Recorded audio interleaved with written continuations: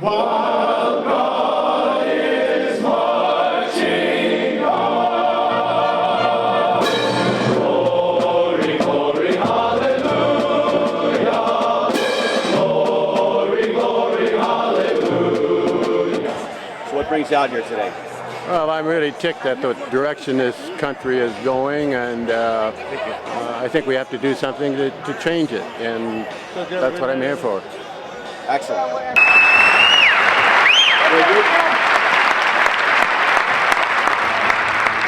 Well, good morning to all of you fellow freedom fighters. Well, I said this last night with some friends at the reception, but I'll say it again. In 2010, Wisconsin is going to experience the greatest political tsunami in the country. You are going to lead the way. You're going to lead the way.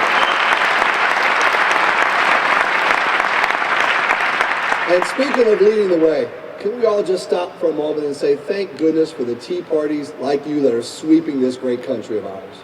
It really is making a difference.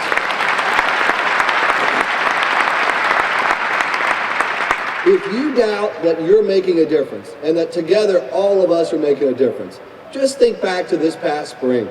Remember that? The political pundits had said the healthcare takeover was a done deal. Speaker Pelosi, Majority Leader Reid, they confidently predicted victory right away.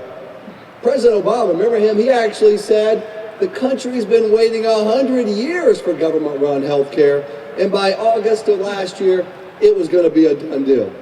You know, the mainstream media said it was over, the political pundits said it was in the works, history was going to be made. But folks, these guys in Washington forgot one thing, didn't they? They forgot about you and they forgot about me. They forgot about the American people.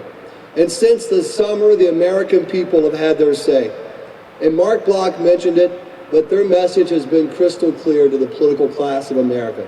Keep your hands off our health care.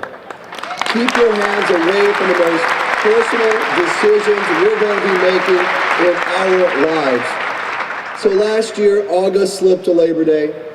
Labor Day slipped to October. October slipped into Thanksgiving. And Christmas arrived. And I'm a Southerner, and so to quote the late, great Elvis Presley, it was a blue, blue Christmas at the White House, wasn't it? Remember that?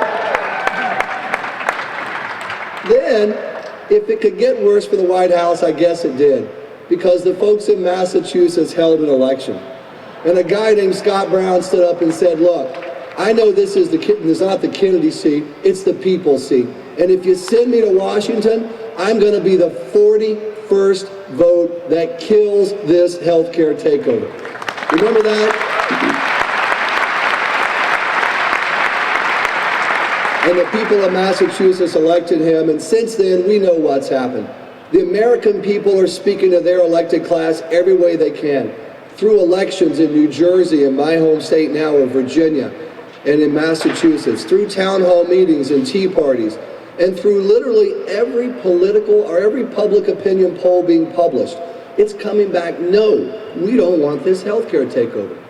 Unfortunately, this president and this Speaker of the House have decided to try to ignore the American people, to push through their radical liberal agenda anyway. In fact, remember what the president said just after the State of the Union speech? He was being interviewed by ABC News, and they said, Mr. President, why is your health care bill struggling in Congress and with the American people? And the president, I think, showed the genuine raw arrogance that he possesses.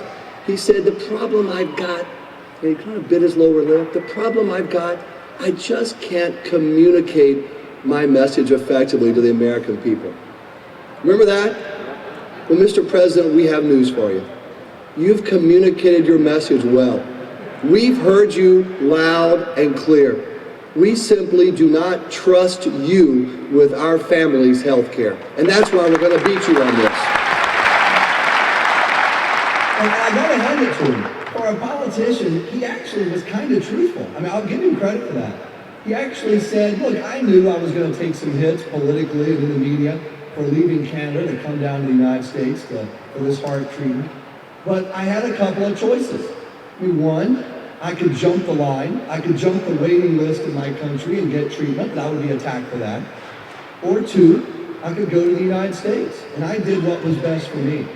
But did you notice, folks, that he didn't talk about a third option? Remember what that third option would be? It would be waiting in line for months and potentially years while your condition worsened and possibly dying while you waited in that Canadian socialist healthcare line.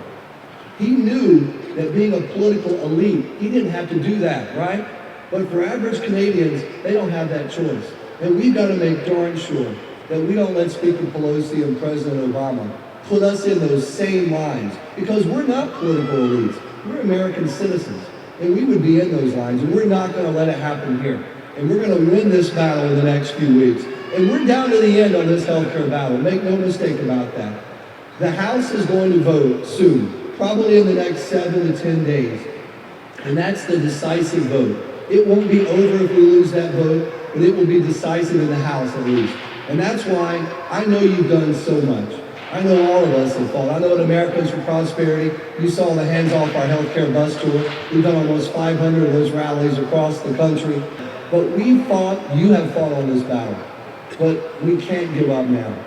We're in the last 7 to 10 days of this healthcare battle. And so I'm asking all of you, whether your member is a solid yes vote for this healthcare takeover, if you think that, or whether he or she is a solid no vote, call them, email them, talk to your family and friends. Let's make sure that we do our part to fight for our freedoms in these last few days of this healthcare battle in the House. You know, about 3 years ago, I was in New York City, and I attended, I think, the most inspiring dinner of my life. It was on the floor of the New York Stock Exchange, which I'd never been on before. And it was with I think it was 21 living recipients of the Congressional Medal of Honor. These were men who had earned our nation's highest military honor. Sitting at my table that night was a veteran who had won the Medal of Honor on Iwo Jima. 2 tables over was the helicopter pilot who was immortalized in We Were Soldiers, if you saw that movie. The too tall guy from that movie. Just two tables over, that was him. And it was an amazing night. And you don't know how to act, or I did not, when we were in the presence of genuine American heroes, people who sacrificed so much. And they were the most humble group of people I've ever been around. And as the night was ending, there was one veteran just off to my right, and I had read about him in the program. His picture was in the program. He had a shock of gray hair across his forehead. And he had won the award. He landed on Omaha Beach, and he had won the Congressional Medal of Honor on the second day of D.A.D, or the day after D.A.D.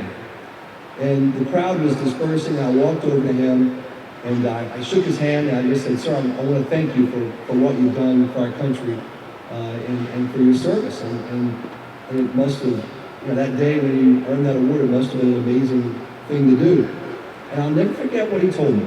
He looked up, he still has these piercing blue eyes, and he said, "Son, they gave me that medal for something I did on one day. But what I'm most proud of is that for the next 8 months, I fought hard every day across France and into Germany. Every day I fought hard. And that's what I'm most proud of. I got that medal for one day, but I fought hard for us every single day." Now look, we don't come close to approaching that level of sacrifice, and I'm not comparing our grassroots efforts to that. But I think the attitude and the truth in what he was saying should ring true with us. Whether it's this healthcare battle in the next 7 or 10 days, whether it's trying to stop the global warming nuts from raising taxes and encroaching on our freedoms, and no matter what the issue here, maybe it's state issues here in Wisconsin, let's make sure that in 2010, which is a pivotal year for our freedoms, let's make sure that when it's all over, when it's all said and done and we're sitting at home at the end of this year, that we can say with truthfulness and with satisfaction that we fought hard every single day for our freedoms. Thank you all very much.